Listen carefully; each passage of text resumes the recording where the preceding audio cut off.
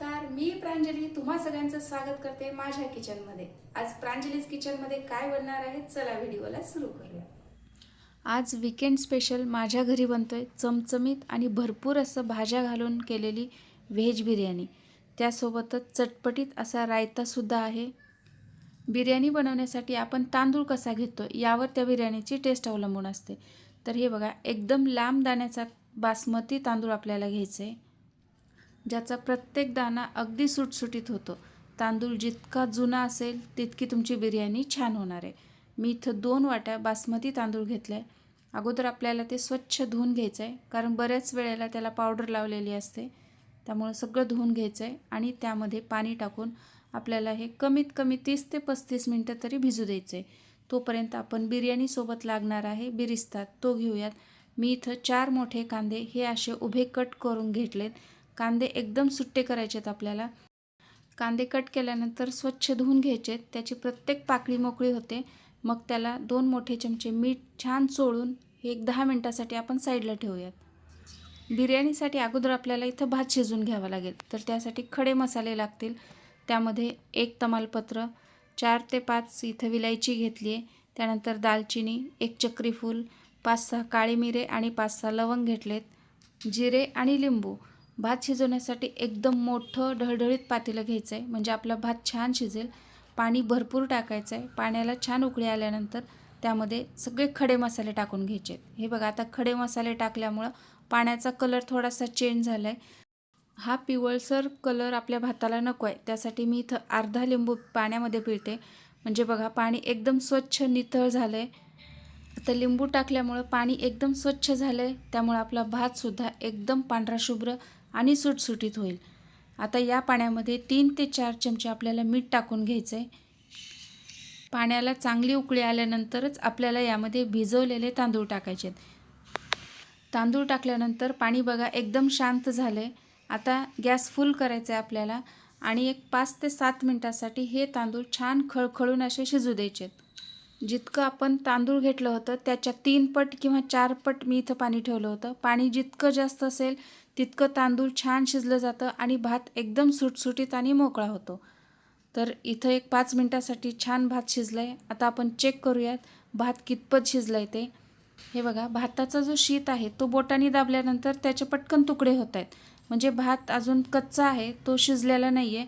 अजून एक 3 ते 4 मिनिटासाठी परत एकदा आपण शिजवून घेऊयात आणि परत एक 4 मिनिटानंतर चेक करूयात। हे बघा, आता एक भाताचा शीत मी घेतला आहे, बोटाने दाबल्याबरोबर ते एकदम असं मऊ होतं आहे।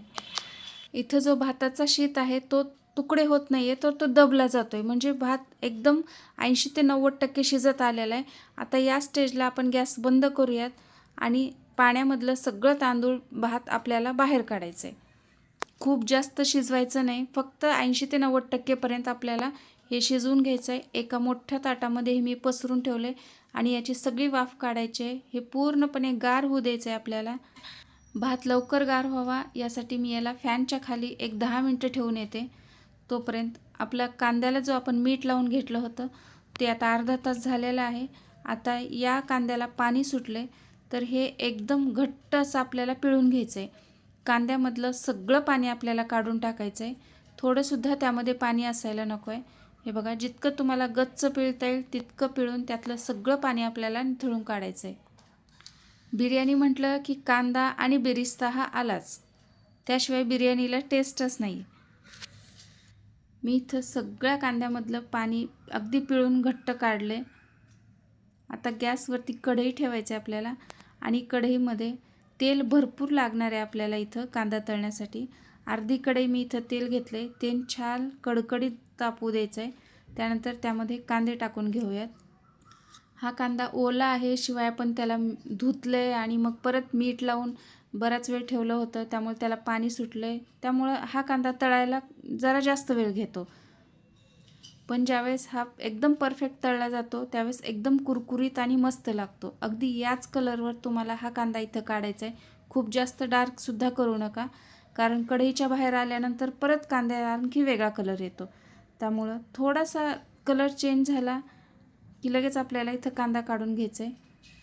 इथं बिर्याणीसाठी भाज्या कोणत्या लागणार आहेत ते बघूयात। सगळ्यात आधी मी इथं फरसबी घेतलं आहे, जे असे उभे आणि क्रॉस कट करून घेतले. मोठे मोठे काप करायचे आहेत. त्यानंतर गाजर आहे, ज्याची साल काढून मी त्याचे पण मोठे काप करून घेतलेत.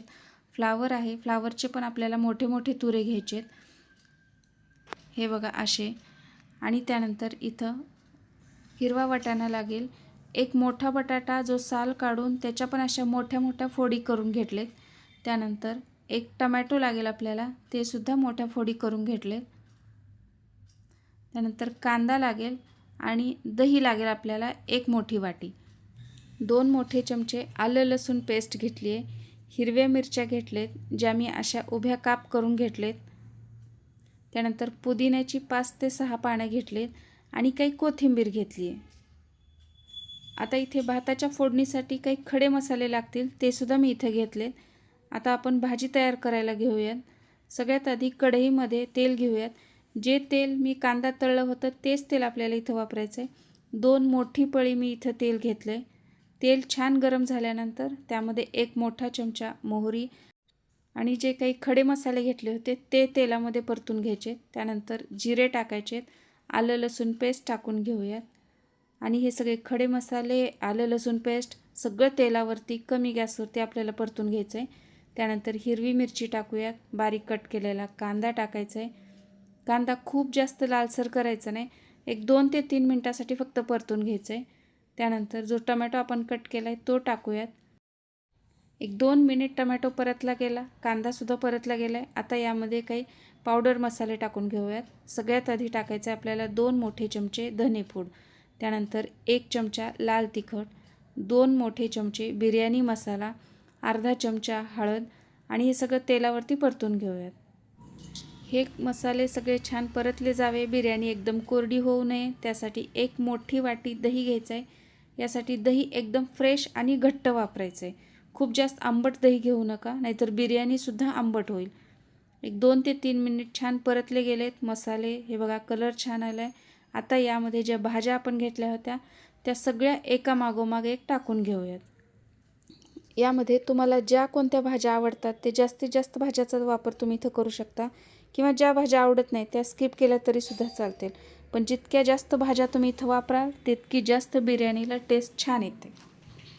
तर यावरती झाकण ठेवून एक 15 ते 20 मिनटासाठी कमी गॅसवरती ह्या सगळ्या भाज्या आपल्याला तेलामध्ये छान मऊ होईपर्यंत शिजवून घ्यायचे आहेत. मी मध्ये 1 ते 2 वेळा चेक केलं होतं. आता बघूयात आपण, सगळ्यात आधी बघूयात आपण बटाटा, कारण तो शिजायला जास्त वेळ लागतो आणि तो कडक असतो. आता बटाटा इथं बऱ्यापैकी मऊ झाला आहे, छान शिजला गेला आहे. आता आपण गॅस बंद करूयात आणि याच्यावरती झाकण ठेवूयात. तोपर्यंत आता बिर्याणीची सगळ्यात शेवटची आणि महत्त्वाची स्टेप म्हणजे बिर्याणीला लेअर करणे.